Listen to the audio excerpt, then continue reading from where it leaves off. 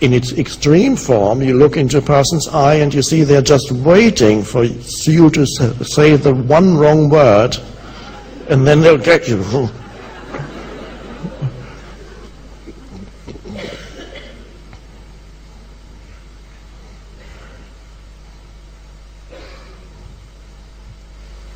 Complaining in the head.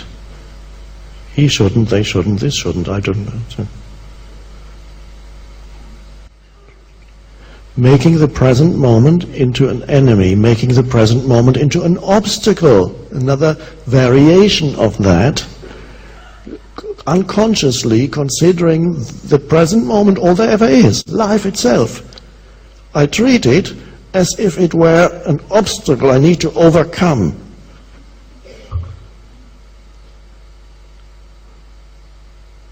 Get out of the way.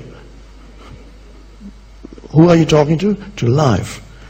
Get out of the way. I want to get there, not here, there.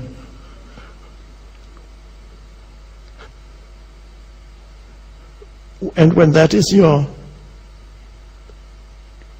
state, the state that you manifest, life reflects it back to you. And it gives you one huge obstacle after another. And you experience life as hostile. If you're complaining all the time, then life will reflect back to you your state of consciousness, and it will show you it becomes a hostile place, as it is for many humans on this planet. Life is very hostile. So that it is, the change must be within. If you live in a violent country, yes, you experience life as hostile, but it has to start with yourself. The moment you start addressing the dysfunction of the human mind and going beyond it, things around you change. At first, just a little ripple. Perhaps one or two people close to you. Perhaps one or two people you meet accidentally, and how you treat them. How they treat you and how you treat them. Non-reactive. And so gradually the change spreads around you. And it can only be violence, which is one extreme manifestation of the dysfunction. I'm talking now about physical violence. There are many other forms of violence that you do to yourself mentally. You can only go beyond it not by creating some new laws or a new constitution that comes much later, by addressing the dysfunction of the human mind in yourself. Addressing, first of all, means recognizing it, seeing the whole structure of your mind, which is the human mind, not a personal problem. It's not a personal thing. Isn't that a relief to know that what you thought were all your personal problems and the whole problematic my life is not personal at all? It's structural. It's in the very structure of the conditioned human mind. The problem-making, the unease, the discontent, the sense of lack, the fear, the anxiety, is part of the structure of the human mind. You can put any content in and the structure will resurface after a little while again. And then you're unhappy in a big house before you were unhappy in a small house. And then you're angry in a big car before you were angry on your bicycle.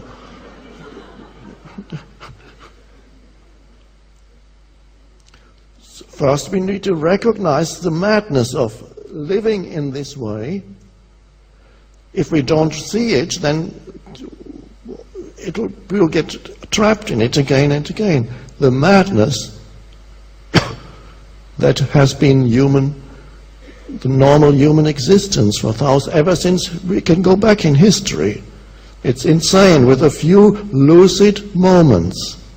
If humanity were a single human being and you looked at the history of this human being, you would say, well, this is clearly a highly pathological, psychotic individual, great propensity to violence, completely unpredictable, has committed mass murder many times, but occasionally he or she has had a few lucid moments where something else came through, little moments of awakening. And so some of the lucid moments came through the great creative humans who created because they were in touch with something deeper than the little unhappy me. And then the most lucid moments were the great spiritual teachers who recognized the madness of the human mind, called it by different names, but that was the early awakenings of humanity. Amazing insights. 2,600 years ago, the Buddha saw it all, saw the suffering that humans create for themselves and for others. So much that he equated human existence with suffering. And that, of course, is unawakened human existence, because the whole teaching also shows that there is a way beyond. The first step is the recognition that the human mind, which includes your mind, is quite insane. And it's not your personal problem. The recognition is already liberating. And this is why, when we've been talking about the madness of the human mind, many of you laughed, because when you see it, suddenly you feel, yeah, it's true, it is mad. When it's actually shown to you, because one takes it for granted, it's so much part of one's existence, you don't see it. Yes, stress is a mental disease, of course it is, when you look at it, and the whole way in which humans live. Okay, that's liberating, and that insight has come from somewhere else. It has come from a place where you can look at the whole content that makes up the human mind, including even the structure of the human mind, and see it for what it is. And that seeing, or that knowing, is there because something that is not part of the movement of thought can see that.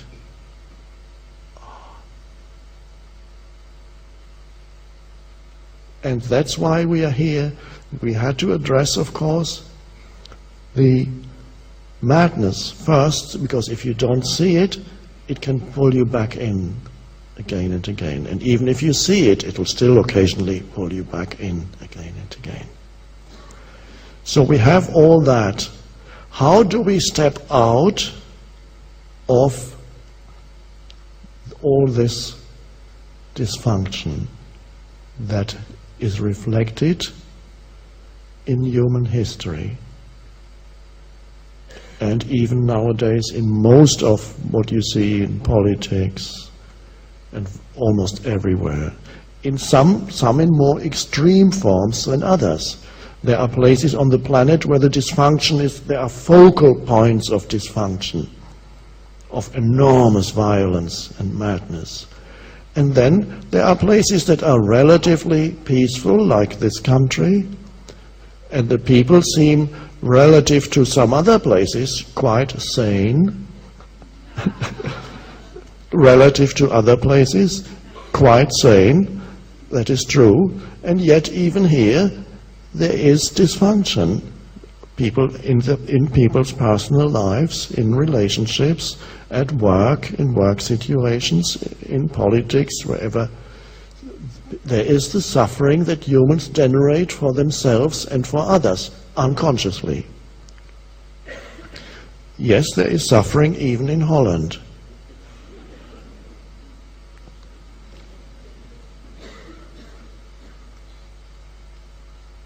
So how do we go beyond?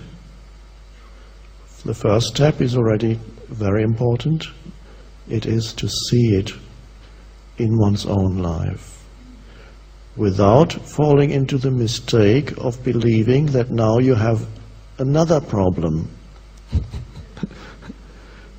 Saying, oh, I am mad.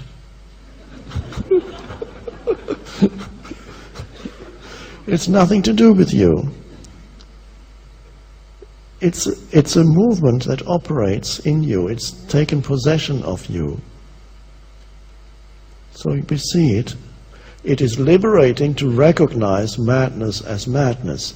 And if you recognize madness as madness, you can't be completely mad. If you're completely mad, you don't know that you're mad. Those people are completely mad. Or they shoot you if you say you're mad. The real madness, there's no recognition of madness as madness.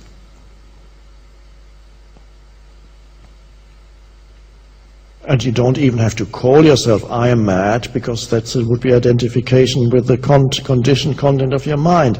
You can only see that there is this mind movement in me, and there is this voice in the head that pretends to be me, and continuously says I, and refers to I and my story, I and my problems, I and my anxieties, I and my desires, I and my wants, I and my needs,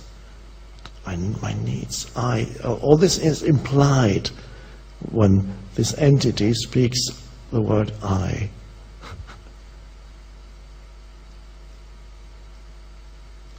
And if that's all there is in your life, then frustration is inevitable, suffering is inevitable. And every happiness that you think you find will turn into unhappiness.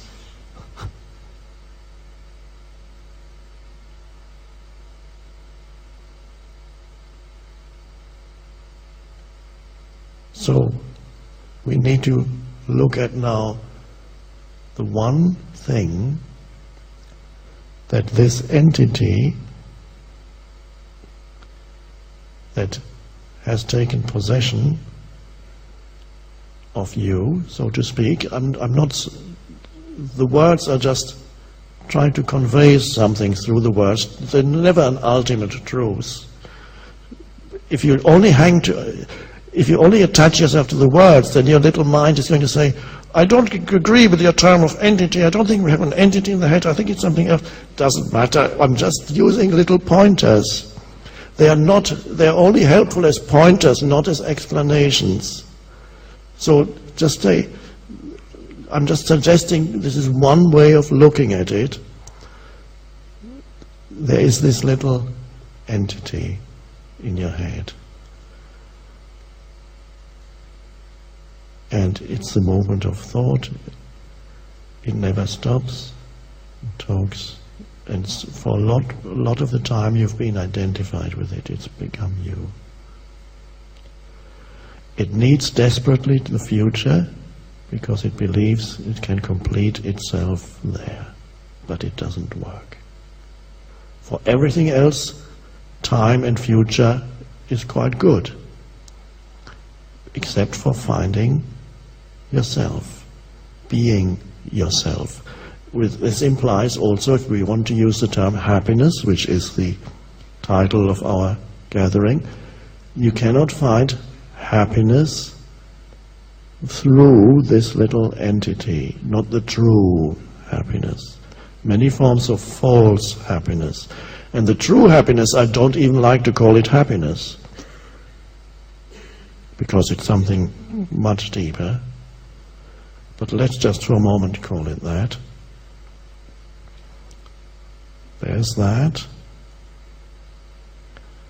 The one thing it doesn't like, it overlooks, tries to get away from, makes it into an enemy, makes it into an obstacle. Present moment. The present moment.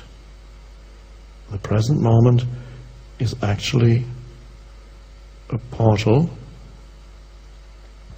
out of this whole conditioned state. The present moment is the opening.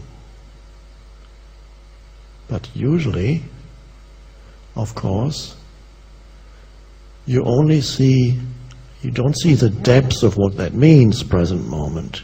Usually, you only see the surface appearance of the present moment. And when you only see the surface appearance of the present moment, a lot of the time it doesn't look that great. What's so good about this moment, the mind says? There's nothing special. It's just boring, I mean. And that's at the best of times. What's so great about this? I'm on a bicycle or whatever, or I'm sitting somewhere doing this and that, trying to get home, trying to do this. What's so great about this moment?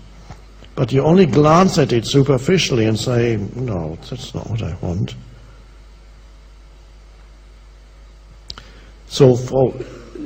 And then you consider the present moment not as an opening, you consider it as the very thing that prevents you from getting what you want. So it's blocking me. For many people, their lives have so many so-called limitations. They believe the present moment is blocking me. It's preventing me from getting where I want to get. Here I sit in this crumbly little room and I want to get out of here and I want to have a life. Oh, that sounds familiar. I want to have a life. Somebody else said that in some other room, a bit more luxurious.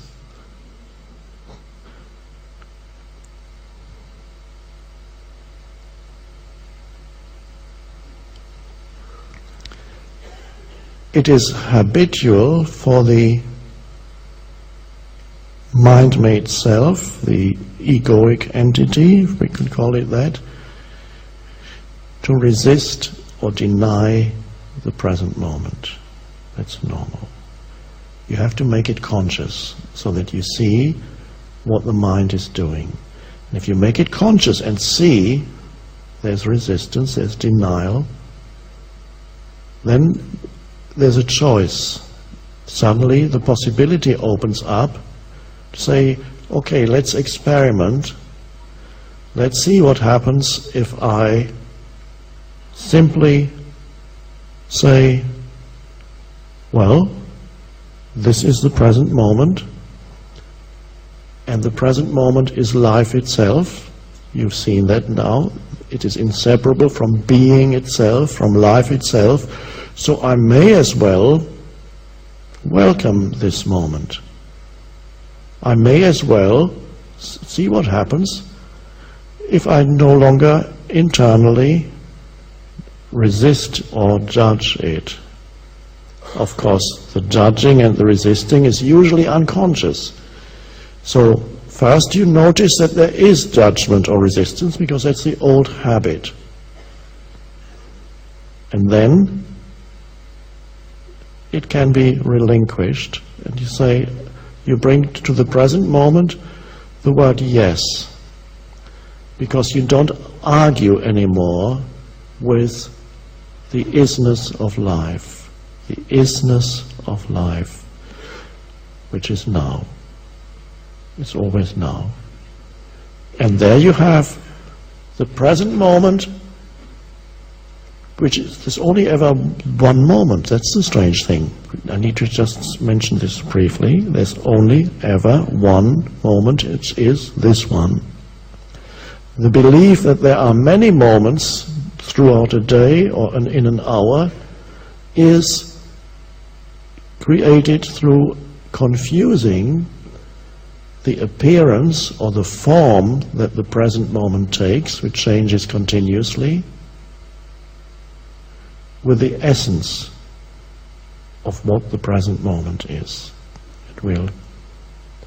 The form is let's examine it now. This sense perceptions, this room, a man sitting on a chair, the visual sense perception.